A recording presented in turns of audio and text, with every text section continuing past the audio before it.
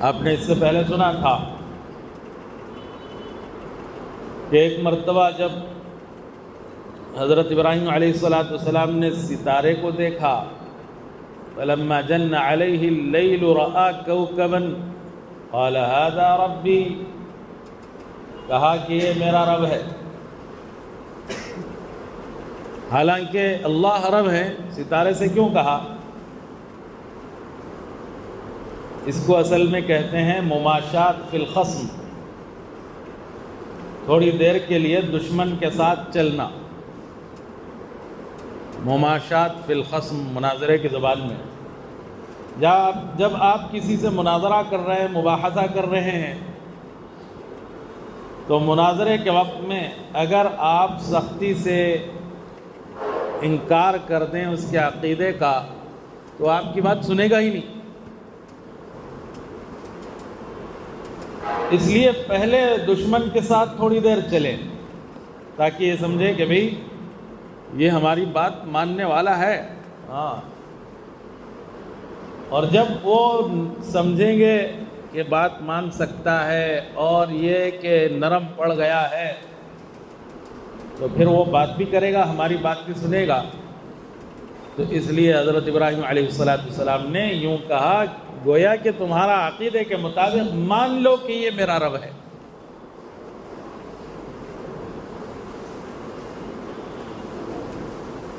تو لوگوں نے سوچا کہ آج ابراہیم نرم پڑ گئے ہیں، بات آج ایسی کر رہے ہیں کہ جو ہمارے عقیدے کے مطابق ہے، چلو سنتے ہیں۔ لیکن فلما جن علیہ اللیل رأى کوکبا قال هذا ربی فلما افل قال لا احب الآفلین، جب وہ زائل ہو گیا، ختم ہو گیا، چھپ گیا، تو حضرت ابراہیم علیہ السلام نے کہا لا احب الآفلین، میں جو چھپنے والا ہے، زائل ہونے والا ہے، اس سے میں محبت نہیں کرتا۔ یعنی وہ خدا نہیں ہو سکتا جو چھپ جائے، زائل ہو جائے، فنا ہو جائے۔ ایک پوائنٹ ان کے ذہن میں ڈال دیا۔ پھر فلما رأى القمر بازغا قال هذا ربی، جب چاند کو دیکھا چمکتا ہوا تو کہا یہ میرا رب ہے۔ یعنی تمہارے گمان کے مطابق تھوڑی دیر مان لیتے ہیں کہ یہ میرا رب ہے۔ تو یہ مطلب تھا ان کا۔ الفاظ تو یہ تھے کہ قال هذا ربی۔ اب چاند کو پوجنے والے بھی آ گئے، اوہو آج ابراہیم نرم پڑے ہیں، ہو سکتا ہے کہ آج ہماری بات مان لیں۔ فلما افل قال لئن لم يهدني ربي لأكونن من القوم الضالين۔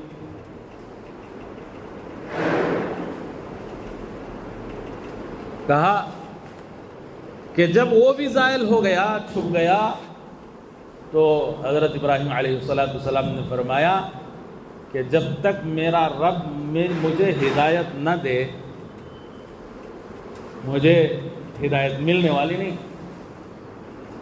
لئن لم یہدنی ربی، جب تک میرا رب مجھے خود ہدایت نہ دے، لأکونن من القوم الضالین، میں گمراہوں میں سے ہو جاؤں گا۔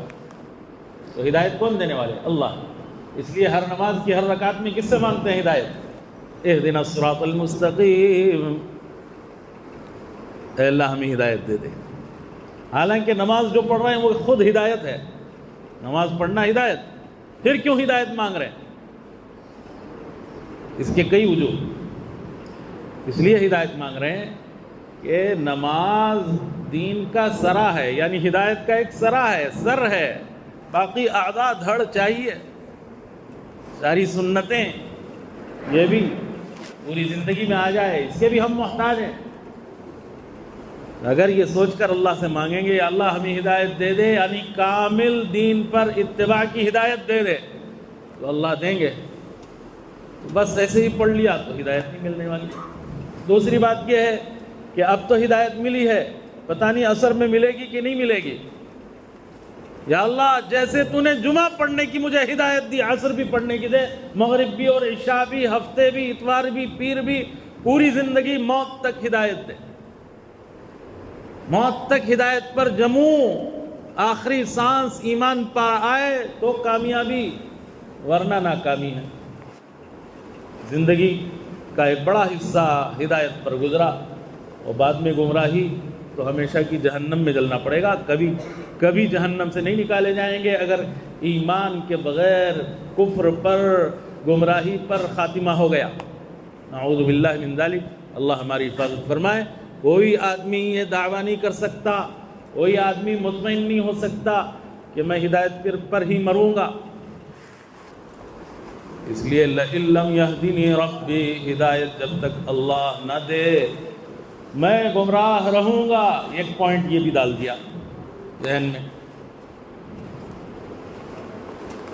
بہت لوگوں کو سوال ہوتا ہے،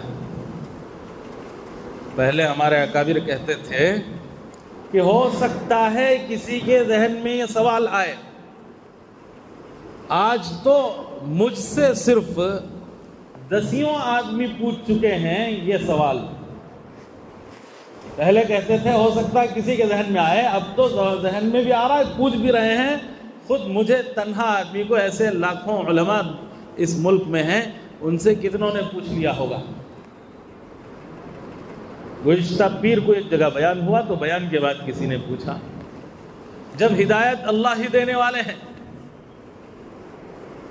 تو بندے کی کیا غلطی ہے؟ جب تک اللہ ہدایت نہ دے وہ گمراہ ہے۔ اس لیے اس میں بندے کی کیا غلطی ہے؟ اس کے کئی جوابات ہیں، ذرا ٹھنڈے دماغ سے، بالکل خالی الذہن، اللہ کو اپنا رب مانتے ہوئے، اللہ کو خالق مانتے ہوئے آپ سمجھیں گے، سمجھ میں آئے گی بات۔ ہدایت کے 2 معنی ہیں۔ ایک معنی ہدایت کا راستہ دکھانا، ایک معنی ہدایت کا کیا ہے؟ راستہ دکھانا۔ دوسرا معنی ہدایت کا راستہ چلانا۔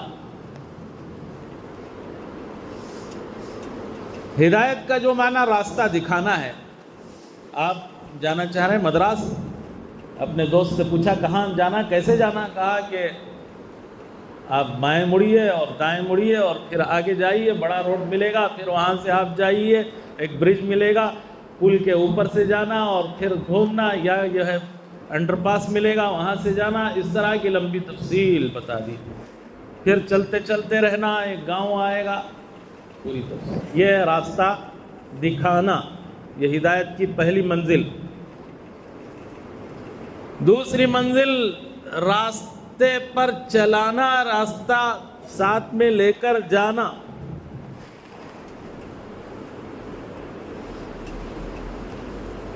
کیا مطلب؟ یعنی میں جا رہا ہوں، آپ میری کار میں بیٹھ جائیے، پہنچ جائیں گے، میں بھی وہیں جا رہا ہوں۔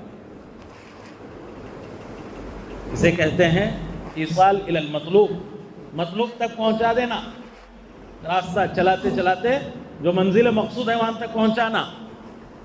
ایک ہے اراۃ الطریق، راستہ دکھانا، نبیوں کا کام راستہ دکھانا ہے، راستے پر چلانا نہیں ہے، منزل تک پہنچانا نبیوں کا کام نہیں ہے۔ انک لا تہدی من احببت، آپ جسے چاہے ہدایت نہیں دے سکتے، خود نبی اکرم صلی اللہ علیہ وسلم سے کہہ دیا۔ ولیکن اللہ یہدی من یشاء، اللہ جسے چاہتے ہیں ہدایت دیتے۔ تو ہدایت کا جو دوسرا معنی ہے، یعنی راستہ چلانا اور منزل تک پہنچانا، یہ صرف اللہ کا کام ہے، اللہ کے سوا کوئی ہدایت نہیں دے سکتے۔ نبی اگر ہدایت دیتے تو اپنے چچا کو ہدایت دے دیتے۔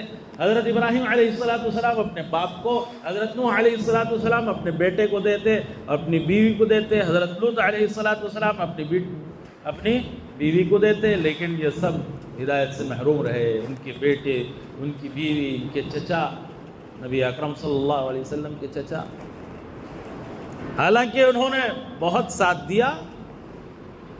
یہ بتانا چاہتے ہیں اللہ تعالیٰ کہ غیر مسلم بھی کبھی آپ کا ساتھ دیتے ہیں، ایسے غیر مسلموں کو اپنے ساتھ لیجئے جن کے اندر عقل سلیم ہوتی ہے.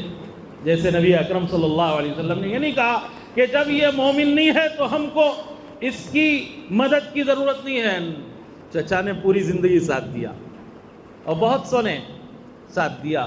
جب طائف سے واپس آ رہے تھے تو ایک غیر مسلم نے کہا کہ میں ان کو اپنی امان میں لیتا ہوں، کوئی ان کو مارے گا نہیں، ان کو تکلیف نہیں دے گا. ایسا بہت ہوا ہے.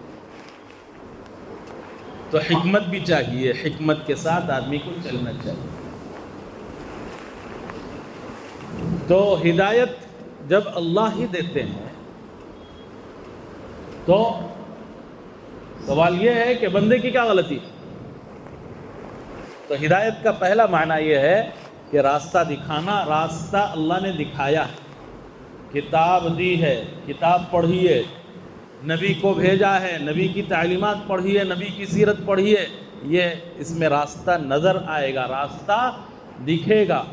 لیکن کوئی دیکھنا ہی نہیں نہ چاہے تو، پڑھنا ہی نہ چاہے. کتنے ہیں مسلمان بھی، غیر تو غیر، مسلمان بھی قرآن پڑھنا نہیں چاہتے، سمجھنا نہیں چاہتے، بیٹھنا نہیں چاہتے، سننا نہیں چاہتے. نہ تو خود پڑھتے ہیں اور نہ سنتے ہیں. اسی وجہ سے سورہ ملک میں کہا کہ جو لوگ قیامت کے دن جہنم میں جائیں گے تو وہ کہیں گے لو کننا نسمع، کاش کہ ہم سن لیتے نبیوں کی بات. اور نبیوں کے بعد کون ہے؟ ان کے وارثین علماء، ان کی بات سن لیتے. نبی کا وارث کون ہے بھائی؟ علی. تو نبیوں کے جو وارثین ہیں ان کی بات سن لیتے. لو کننا نسمع او نعقل، یا اگر خود سمجھتے یعنی خود پڑھتے. یا تو دو راستے ہیں ہدایت کو پانے کے. لو کننا نسمع، اگر سن لیتے. سننے کے لیے بھی کتنے آتے ہیں؟ بہت کم. لو کننا نسمع او نعقل، یا سمجھتے یعنی خود پڑھ کے سمجھتے. ما کننا فی اصحاب السعیر، اگر ہم سن لیتے یا سمجھتے پڑھ کر کے تو ہم جہنمی نہ ہوتے. اصحاب کہتے ہیں والے، سعیر کہتے ہیں جہنم، جہنم والے نہ ہوتے. تو اس لیے سننا پڑے گا. وبشر عباد، میرے ان بندوں کو خوشخبری سنا دیجئے. الذین یستمعون القول، جو بات کو غور سے سنتے ہیں. ویتبعون احسنہ، اور اچھے طریقے سے اتباع کرتے ہیں. تو یہ پہلا راستہ کہ آدمی جو اللہ نے ہدایت دے کر بھیجا اس کو پڑھے اور سمجھے. ان هذه تذکرہ، یہ نصیحت ہے. لمن شاء ذکرہ، جو نصیحت حاصل کرنا چاہے. انه لقول رسول کریم ذی قوت عند ذی العرش مکین مطاع ثم امین وما صاحبکم بمجنون ولقد رآه بالافق المبین وما هو على الغیب بضنین وما هو بقول شیطان رجیم فأین تذهبون ان هو الا ذکر للعالمین. اللہ نے کہا کہ یہ نصیحت ہے، یہ ایسا قول ہے جس کو فرشتے کے ذریعے سے ہم نے اتارا ہے. لقول رسول کریم، جس کا اکرام ہے، اللہ تعالیٰ کے نزدیک مقام ہے. مطاع ثم امین، وہاں یعنی آسمانوں میں اس کی اتباع کی جاتی ہے. اور امین ہیں، امانت دار ہیں. اس وحی کو نبی تک پہنچانے میں حضرت جبرائیل علیہ السلام ذرا خیانت نہیں کرنے والے، پوری امانت داری سے جو بات اللہ کہے پہنچانے والے، نہ کمی کرنے والے نہ اضافہ کرنے والے. جیسے شیعہ کہتے ہیں کہ 40 پارے تھے، ایک 10 پارے جبرائیل نے، نعوذ باللہ. اتنا اونچا مقام ہے. انہو لقول رسول کریم ذی قوت عند ذی العرش مکین، یہ قوت والے ہیں. عند ذی العرش، مکین، عرش والے کے پاس ان کا مقام ہے اونچا. وما صاحبکم بمجنون، کفار کہتے تھے کہ حضور صلی اللہ علیہ وسلم کو جنون آ گیا، تمہارے صاحب مجنون نہیں ہے تمہارے زعم کے مطابق. ان هو الا ذکر للعالمین، یہ نصیحت ہے عالمین کے لیے،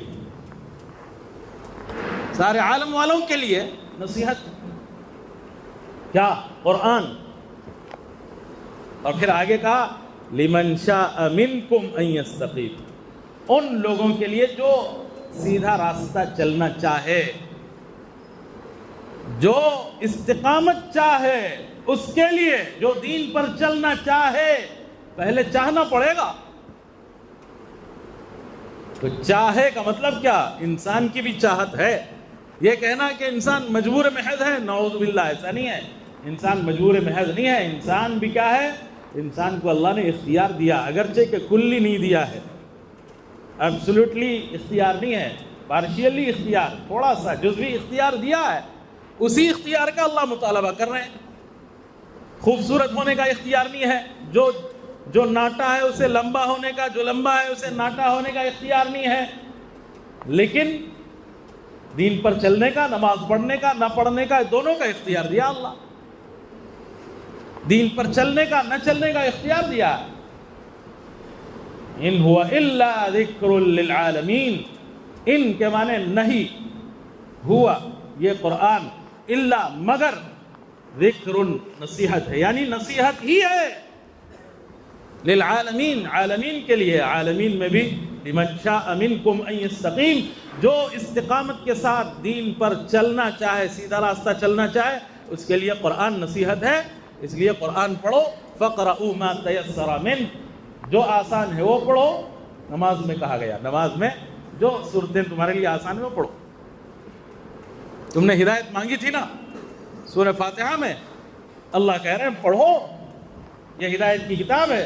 ذالک الکتاب لا ریب فیہ، یہ ایسی کتاب ہے اس کے حق ہونے میں، سچ ہونے میں کوئی شک نہیں ہے. ھدی للمتقین، یہ ہدایت ہے متقیوں کے لیے. یہ ہدایت ہے، جو سیدھا راستہ چلنا چاہے اس کے لیے ہدایت ہے. پھر آگے کہا مشیت کی نفی نہیں کی، انسان چاہتا ہے، انسان کا ارادہ ہے، انسان کا اختیار ہے، اس کی نفی نہیں کی. لیکن ساتھ میں یہ کہہ دیا کہ تمہاری مشیتیں، تمہارے ارادے سب کس کے تابع ہیں؟ اللہ کی مشیت کے تابع ہیں. وما تشاءون، تم نہیں چاہو گے، الا ان یشاء اللہ، مگر وہی جو اللہ چاہیں گے. رب العالمین ہے. کیوں بھئی؟ اللہ کی چاہت کیوں متبوع ہے؟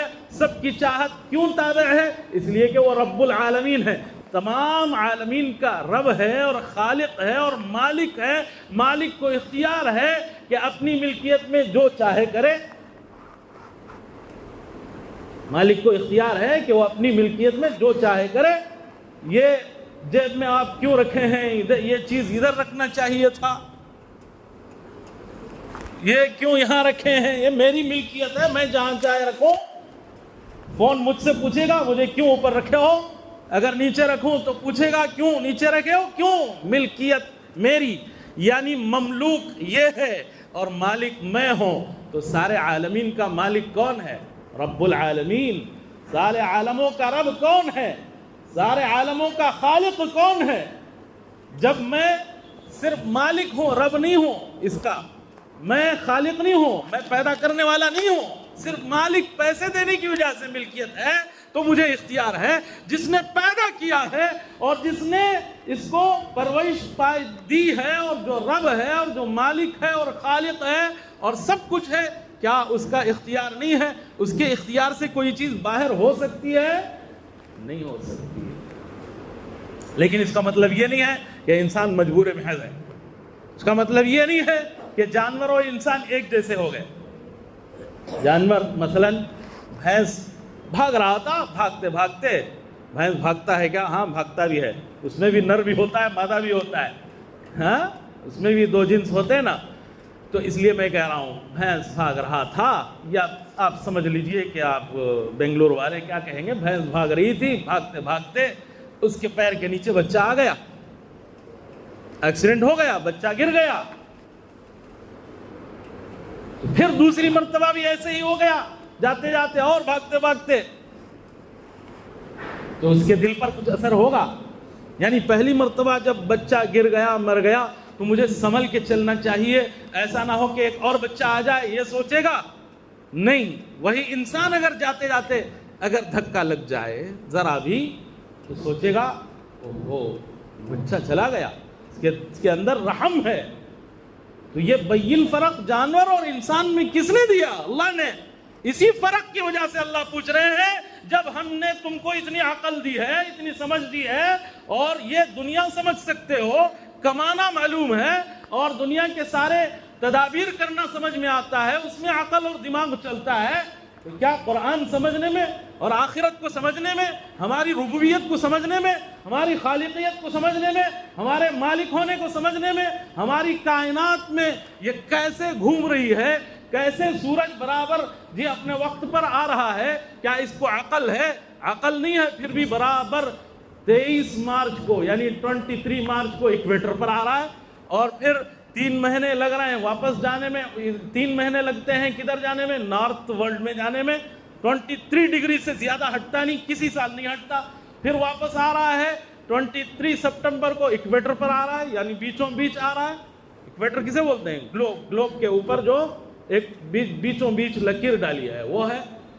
یعنی پورے عالم کا اللہ تعالیٰ نے ایسا نظام بنایا ہوا ہے. جب ایک سورج چھوٹی مخلوق ہے، اور اس طرح اللہ تعالیٰ نے گیلیکسیز بنائے ہوئے ہیں، کلسٹر بنائے ہوئے ہیں، پوری یونیورس ہے، یہ سب اللہ تعالیٰ کے تابع ہے، برابر اپنے اپنے مدار میں چل رہی ہے. وَكُلٌّ فِي فَلَكٍ يَسْبَحُونَ، ہر ایک اپنے مدار میں برابر چل رہا ہے. لَلشَّمْسُ يَنبَغِي لَهَا أَن تُدْرِكَ الْقَمَرَ وَلَا اللَّيْلُ سَابِقُ النَّهَارِ، کہ سورج کو یہ مجال نہیں ہے کہ وہ اپنے مدار سے، اپنے مطلع سے نکل کر کے چاند کے مدار میں آ جائے.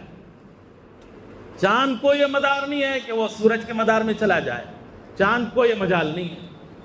اور رات کو یہ مجال نہیں کہ وہ دن ختم ہونے سے پہلے آ جائے. وَلَا اللَّيْلُ سَابِقُ النَّهَارِ. تو اللہ تعالیٰ نے یہ سارا عالم کا نظام بنایا، غور کرو اس میں. اللہ کہہ رہے ہیں ہاں جو ایمان والے ہیں وہ غور کرتے ہیں. جیسے کسی چیز کے بنانے میں غور کر رہا ہے آدمی، اس پر غور کر رہا ہے تو یہ بن گیا، یہ کیسے بنا ہے؟ لوگ اس پر کیا کر رہے ہیں؟ ریسرچ کر رہے ہیں، غور فکر کر رہے ہیں. کیوں کر رہے ہیں؟ تاکہ کچھ ترقی ہو. جب دنیا کے لیے اور دنیا کے فائدے کے لیے اور تھوڑی سی عارضی زندگی کے فائدے کے لیے آدمی غور و فکر کر رہا ہے، تو کیسی کیسی ٹیکنالوجیز کے وجود آپ کو نظر آ رہے ہیں. اللہ تعالیٰ کو سمجھنے کے لیے، آخرت کو سمجھنے کے لیے، رب کو سمجھنے کے لیے ہم غور و فکر نہ کریں؟ افلا تبصرون، غور نہیں کرتے آپ؟ فی الارض آیات للموقنین، زمین میں یقین والوں کے لیے نشانیاں ہیں. وفی السماء رزقکم، آسمان میں تمہارا رزق ہے، وہاں سے ہم برساتے ہیں. وفی انفسکم، اپنے آپ میں غور کرو، سمجھ میں آئے گا. مومنین کون؟ الذین یذکرون اللہ، ایمان والے وہ ہیں جو اللہ کو ہر وقت یاد کرتے ہیں، ذکر کرتے ہیں. قیاما وقعودا، کھڑے بھی بیٹھے بھی، اور وعلی جنوبہم، پہلوئیں کے بل لیٹے ہوئے بھی. یہاں پہلو سے مراد صرف پہلو کے بل لیٹے ہوئے نہیں، ہر حال میں آدمی کو جنوبی حالت میں بھی اللہ کے یاد کرنے کی اجازت دی گئی. قرآن نہیں پڑھ سکتا لیکن اللہ کا ذکر کر سکتا ہے جنابت کی حالت میں، ناپاکی میں بھی. تو کھڑے بیٹھے لیٹے ہر وقت اللہ کو یاد کرنے والے. وَيَتَفَكَّرُونَ فِي خَلْقِ السَّمَاوَاتِ وَالْأَرْضِ، اور تدبر تفکر کرنے والے ہیں آسمانوں میں، آسمانوں کی تخلیق میں، والارض، زمین کی تخلیق میں، کہ کیسے اللہ نے اس کو پیدا کیا. تو آسمان زمین بول کر سارے اللہ تعالیٰ کی کہ اللہ کی مخلوق میں، کائنات میں غور و فکر کرنے کا حکم ہے۔ تو اللہ کی طاقت کو سمجھنے کے لیے اللہ کی مخلوق میں غور کرو، یہ کہا گیا۔ تو میں کہہ رہا تھا کہ انسان اور جانور میں فرق ہے۔ انسان جب جاتا ہے، کوئی دھکا لگ جائے، بچہ گر جائے تو اس کا دل تڑپ اٹھتا ہے، پھر آگے سنبھل کے چلتا ہے، لیکن یہ بات جانور میں نہیں ہے۔ یہ بین فرق ہے، یہ بدیہی فرق ہے۔ ہر آدمی جس کو تھوڑی سی بھی عقل ہے وہ سمجھ سکتا ہے کہ انسان اور جانور ایک نہیں ہو سکتے۔ پھر یہ اشکال کرنا کہ ہدایت اللہ کے ہاتھ میں ہے تو ہم مجبور محض ہیں، نہیں، اللہ نے مجبور محض نہیں بنایا ہے۔ اگر مجبور محض ہوتے تو کیوں اللہ حکم دیتا، کسی چیز کا حکم دے اور ہم کو اس کا اختیار نہ ہو، یہ عقل سے پرے بات ہے۔ میں آپ سے کہوں کہ 6636 آیتیں ہیں قرآن کی، یہ کل صبح تک یاد کر کے سب سنانا۔ میں اپنے طالب علم سے کہوں یا آپ سے کہوں، یہ ہو سکتا ہے، کیوں؟ اس لیے کہ اتنا ایک ہی دن میں یاد نہیں کر سکتے۔ کوئی سال، 2 سال، 3 سال میں یاد کرے گا۔ پورا قرآن یاد کرتے ہیں، 3 سال میں حافظ بن جاتے ہیں عام طور سے۔ اس لیے ایک صفحہ یاد کر کے سنائیں، ہم بولیں گے۔ جب ہم مخلوق ہو کر ہم کسی کو اس کے اختیار سے زیادہ بوجھ نہیں ڈالتے، جو ایک صفحہ یاد کر سکتا ہے اس سے نہیں کہتے کہ 5 صفحے یاد کرو، تو جو 5 نمازیں پڑھ سکتا ہے اللہ اس سے کیا کہہ رہے ہیں؟ 50 نمازیں پڑھو، 5 پڑھ سکتا ہے اس لیے 5 کا حکم دیا ہے۔ رمضان میں روزہ رکھ سکتا ہے اس لیے اس کا حکم دیا۔ زندگی میں 1 مرتبہ حج کر سکتا ہے اس کا حکم دیا۔ سنتوں پر چل سکتا ہے اس لیے اس کا حکم دیا۔